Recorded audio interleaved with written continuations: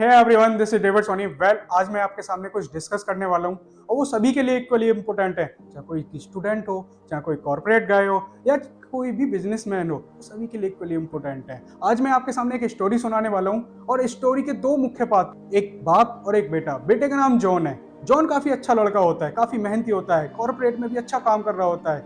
लेकिन एक दिन जॉन काफी लेट हो जाता है घर आने में, और जब वो उसको घर आता है उसके पिताजी उसका वेट कर रहे होते हैं, लेकिन वो काफी सैड होता है। उसके पिताजी उससे पूछते हैं क्या हुआ।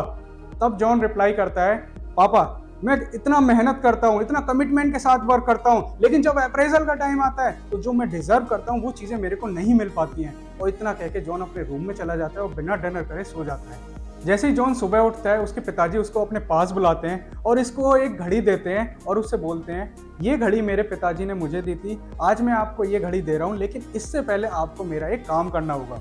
जॉन बोलता है, पिताजी बताएं क्या काम करना होगा।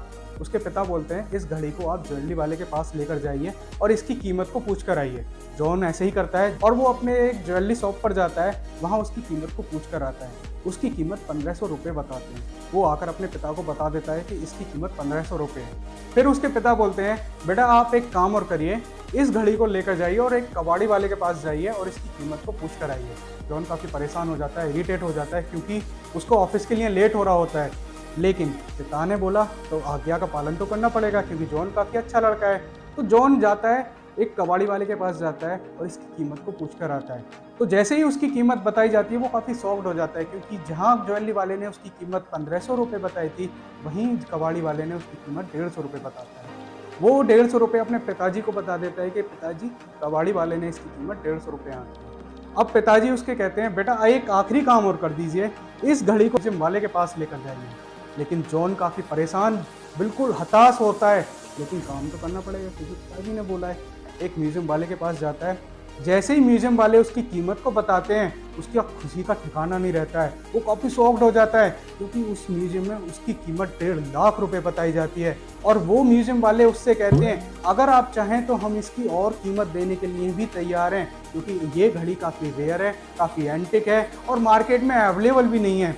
इतना सुनते ही जॉन भागा हुआ घर आता है और अपने पिताजी से बोलता है, पिताजी इसकी वैल्यू 1.5 लाख रुपए बताई गई है। और उसके पिताजी बोलते हैं, बेटा मैं यही बताने की आपको कोशिश कर रहा था कि right people find you in A right direction. आपकी वैल्यू वहाँ देखी जाएगी जहाँ वैल्यू समझने वाला कोई होगा। आपकी वैल्यू अगर कोई समझने वाला नहीं है या कोई कम आंक रहा है, तो इसका मतलब ये नहीं कि आप खराब हैं, इसका मतलब ये है कि वो आपकी वैल्यू को समझ नहीं पा रहा है। कहते हैं ना, हीरे की परख जौहरी को होती है, तो जौहरी उसको समझ सकता है, कोई कबाड़ी वाला नहीं समझ सकता। So don't find yourself in a wrong place and get angry if you are not values, and don't stay on that place where nobody sees your values. तो आप अपने पेशेंस के साथ काम करते रहिए, आप हार्ड वर्क करते रहिए, आप कमिटमेंट के साथ वर्क करते रहिए। मोस्ट इंपॉर्टेंटली आपको पैनिक नहीं होना है और किसी को जस्टिफाई नहीं करना है कि आपकी वैल्यू क्या है। Thank you so much. जय हिंद।